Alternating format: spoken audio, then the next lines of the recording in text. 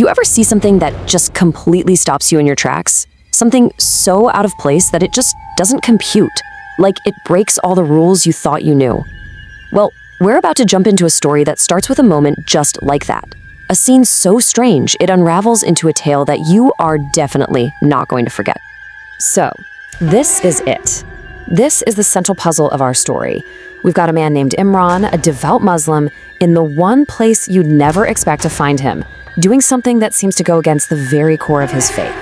The question is, how on earth did he get there? Well, let's find out. You know, our story doesn't actually start with Imran. It starts through the eyes of someone else entirely, a young guy named Sagar. He lives in a small village, and it's the holy month of Savan, a time dedicated to the Hindu god Lord Shiva. So Sagar is just heading home from the market, and he decides to stop by the old Shiva Temple. And that's when he sees him.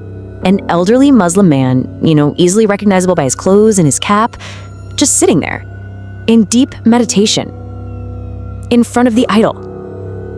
Sagar is just completely frozen. This isn't just weird. In a small village like his, this kind of thing just doesn't happen, period. The next day, Sagar comes back to the temple with his family, and the old man is still there. But then, something even stranger happens. Sagar hears him. Imran starts chanting the Shiva Tandav Stotram, which, if you don't know, is an incredibly difficult and powerful Sanskrit hymn. And Sagar is absolutely blown away. Imran's chanting isn't just good, it's perfect, more pure and clear than any he's ever heard, even from the temple priests. The mystery just keeps getting bigger.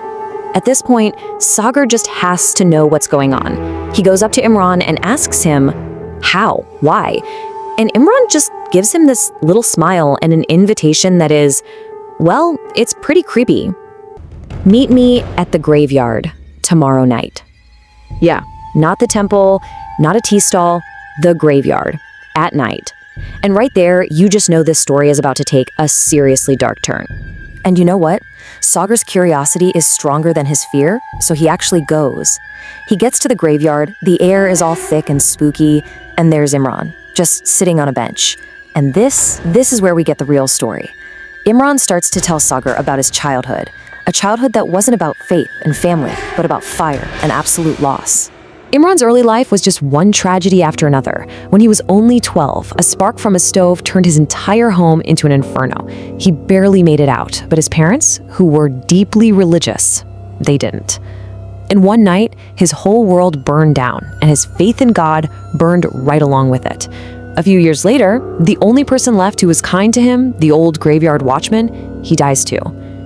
And just like that, Imran is completely, devastatingly alone. For a young Imran, what happened wasn't proof of evil or a test from God. It was proof of nothing, a complete void. He figured if there really was a God or an Allah or even a Satan, one of them would have done something. They wouldn't have just sat back and let his entire world turn to ash. So he decided he didn't believe in any of it. Not anymore. So what does he do? He takes the old man's job. Imran, a teenager, becomes the new watchman of the graveyard.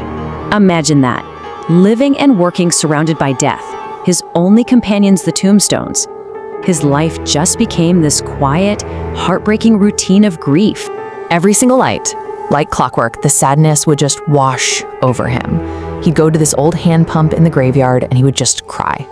He'd pump the cold water to wash the tears from his face, whispering over and over, "Why me? Just take me too."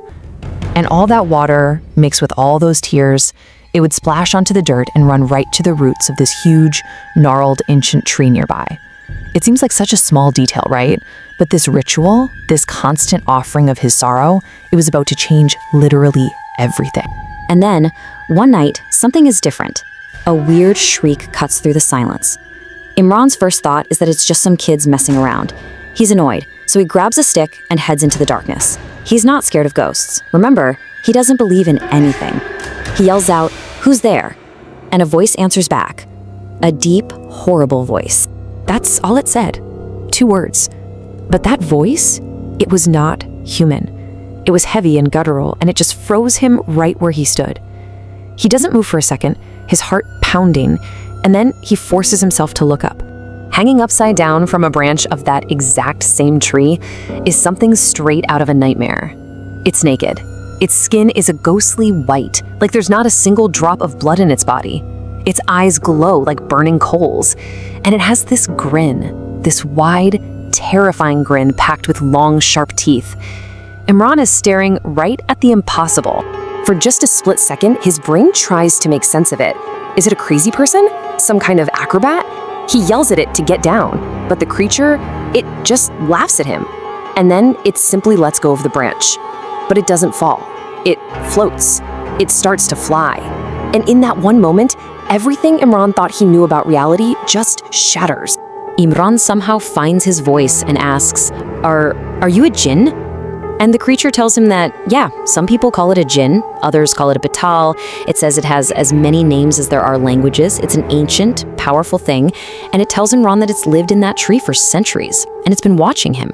It says it was nourished by his nightly ritual of sorrow, by the water from the pump mixed with his tears.